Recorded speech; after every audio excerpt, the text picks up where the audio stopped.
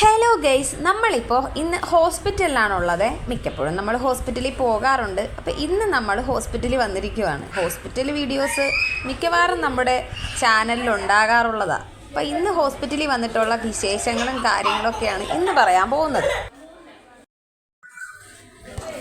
ബുക്കാച്ചി എന്താടി ബുക്കാച്ചി, ഇത്രേ ആളുണ്ടടി, നമ്മൾ ഇത്രേ ആളെ കിടന്ന് വേണം അങ്ങോട്ട് പോകാൻ. അപ്പം നമ്മൾ ചീട്ടൊക്കെ എടുത്ത് റെഡി ആയിട്ടിരിക്കുകയാണ്. നമ്മുടെ ടോക്കൺ നമ്പർ 192 വന്നിരിക്കുന്നത്. അപ്പം നമ്മൾ വെയിറ്റിങ്ങിലാണ് ഗൈസ്. ഇഹാങ്കുട്ടൻ തുള്ളി അടങ്ങിയിരിക്കുന്നുണ്ടായിരുന്നില്ല. അവൻ അങ്ങോട്ടും ഇങ്ങോട്ടും ഒക്കെ ഓട്ടം തന്നെയായിരുന്നു. സത്യം പറഞ്ഞാൽ ഇവൻ അസുഖം ഉണ്ടോ എന്ന് പോലും എനിക്ക് തോന്നിപ്പോയി. ഓരോരോ കള്ളത്തരങ്ങൾ പറഞ്ഞ് അങ്കൺവാടി പോകാതിരിക്കാനായിട്ട് ഓരോരോ കാരണങ്ങളുണ്ടാക്കും. നമ്മളത് വിശ്വസിച്ച് ഹോസ്പിറ്റലിലോട്ട് കൊണ്ടുവരികയും ചെയ്യും. ഇങ്ങനെ അങ്ങോട്ടും ഇങ്ങോട്ടും ഓടി തന്നെ അവൻ്റെ ഇന്നത്തെ ദിവസം പോകുമെന്ന് ഞാൻ വിചാരിച്ചു. അങ്ങനെ തളർന്നു കുത്തി വന്ന് നിൽക്കുന്നതാണ് ഈ കാണുന്നത്. അങ്ങനെ നിന്നപ്പോഴാണ് ഞങ്ങളുടെ ടോക്കൺ നമ്പർ എടുക്കാറായത്.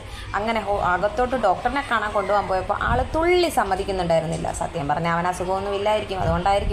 അങ്ങനെ ഞങ്ങൾ അകത്തോട്ട് കയറാനായിട്ടൊക്കെ നിൽക്കുമായിരുന്നു. അപ്പോൾ കുറച്ചൊരു അടക്കോ ഒതുക്കമൊക്കെ വന്നു കേട്ടോ ആളിന്. കണ്ണിനകത്ത് ഇങ്ങനെ ചെറുതായിട്ട് പീളണിയുന്ന ഒരു പോലെ തോന്നിയത് കൊണ്ടാണ് കൊണ്ടുവന്നത്. എന്താണെന്ന് അറിയത്തില്ലല്ലോ, ഇന്നത്തെ ചൂടിൻ്റെയും കാര്യത്തിൻ്റെയൊക്കെ ആയിരിക്കും.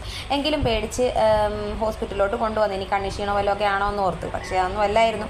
അങ്ങനെ പിന്നെ ഞങ്ങൾ ഡോക്ടറിനെ കാണാനായിട്ട് വെയിറ്റ് ചെയ്ത് നിൽക്കുവാണ് ഇവിടെ. അങ്ങനെ നമ്മുടെ ടോക്കൺ നമ്പർ വന്നു.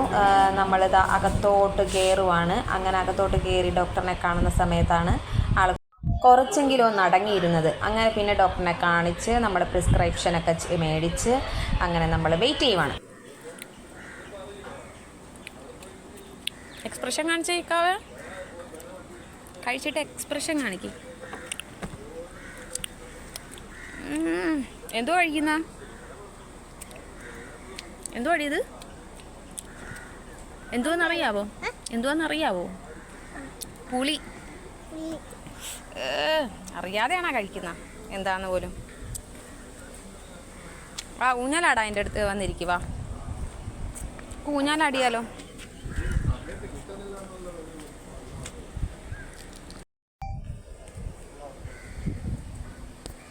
ഊഞ്ഞാലാടിക്കൊണ്ടിരിക്കുമ്പോഴാണ് ഞാനൊരു സാധനം കണ്ടത്. വേറൊന്നുമല്ല, നല്ല പച്ചമുളക് ഒരു മൂലയ്ക്ക് നന്നായി തളിർത്ത് പിടിച്ച് നിൽക്കുന്നു, ആർക്കും വേണ്ടാത്ത പോലെ.